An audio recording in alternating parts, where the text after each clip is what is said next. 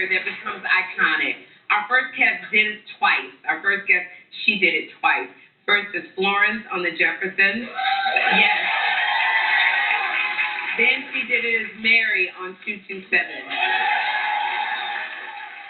Would you please give it up for the legendary Marla Gibbs?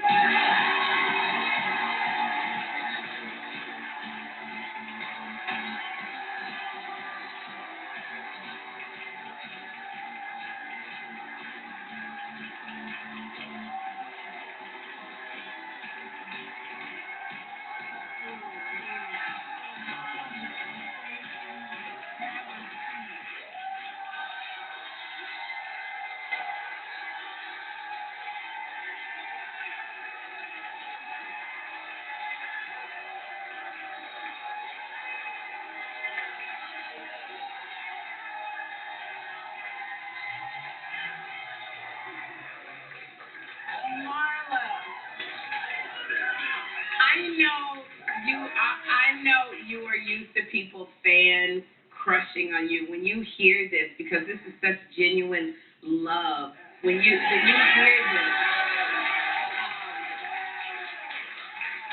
to know that you have your imprint on our minds and our hearts, how does that make you feel? Wonderful.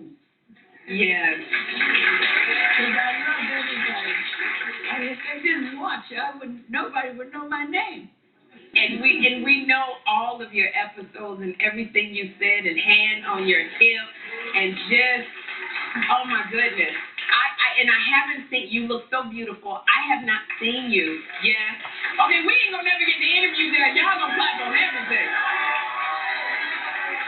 They just love you so much. But I haven't seen you, Marla, since your Hollywood Walk of Fame star ceremony when you received your star in Hollywood. That was such a moment. It was. When you got it and you got the star, and everybody came out. It was like, I remember Kim Whitley and Anthony Anderson and Tisha Campbell. You were such a huge influence on us, and you got up there. How did you feel getting your star? Oh, it was so fabulous. Yeah, I never expected that. Oh my gosh. It was all Regina's idea. It was Regina King's idea, and I remember when it was being spearheaded, and everybody we got behind going, yes, Marla Gibbs deserves a star. So when you got it. And they turned us down the first year. They turned you down the first year, but you know what? You can't say no to you. You got that star. It's right there. Right there on Hollywood Boulevard. Now, let me tell you something, ma'am. You are 91 years old, and you look fabulous. When they give you another standing ovation.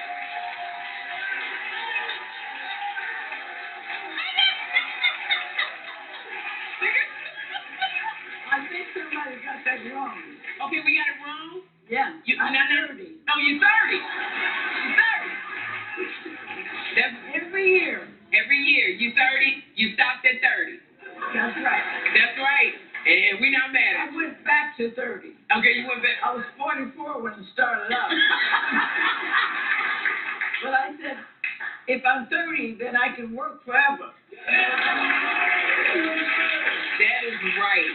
And God is good. Well, God says that there is no age and there is no time. If you're a spiritual being. And I'm a spiritual being, so I have no age, I have no time. So I choose to vibrate on 30.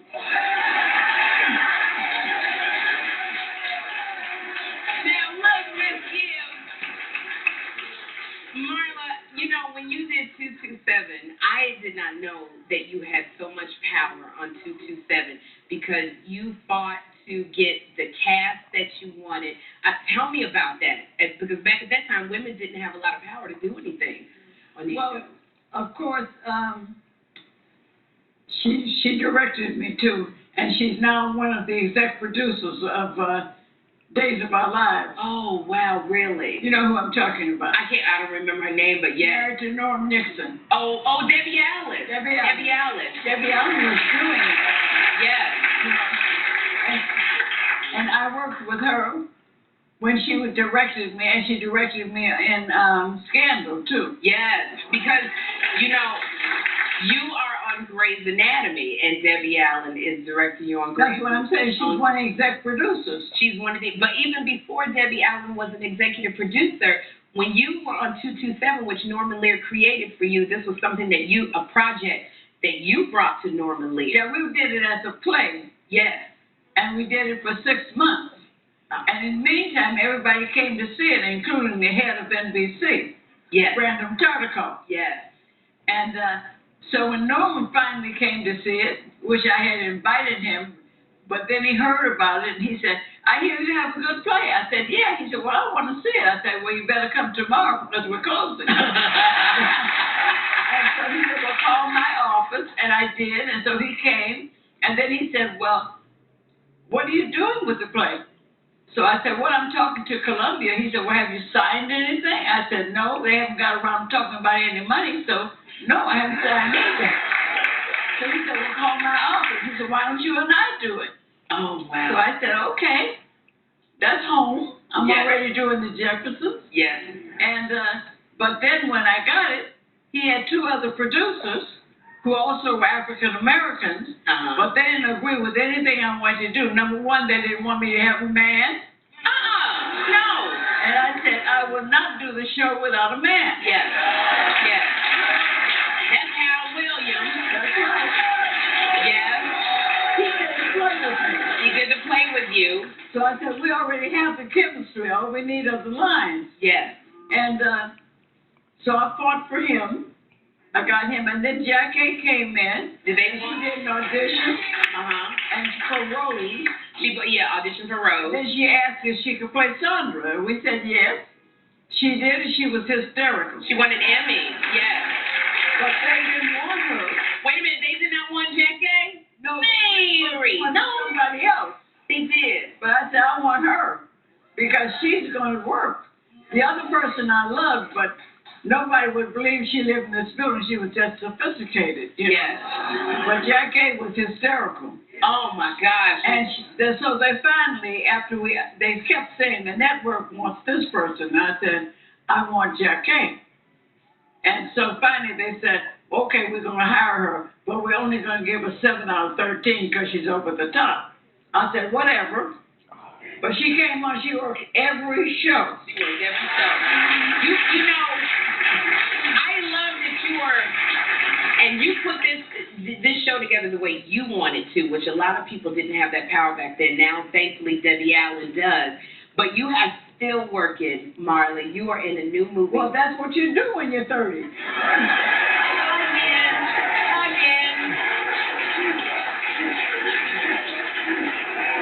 Now you see why Marla Gibbs been working and never to stop.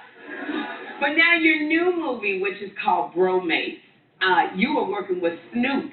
Oh, How yes. is that? That's wonderful. Right here. Now you gotta tell me something. I know Snoop is amazing, but Snoop, he smokes a lot. Well, child, they had me bring the cannabis up. And I had all my favorites. So You had your favorite. I named them all, and my favorite was Sweet Skunk. And I said, child, make you want to hug a skunk. Oh my God.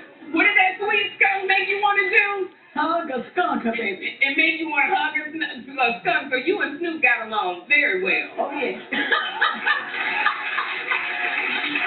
Marla! So at one point, Snoop said, well, I know you're tired of all this fake stuff, so he wants something real. I said, you got the paramedics outside? I have to say, Marla, you've done so much for so many people, as well as in your community in Los Angeles, and I just want to give you some more flowers. Where are my flowers that I want to give? This beautiful.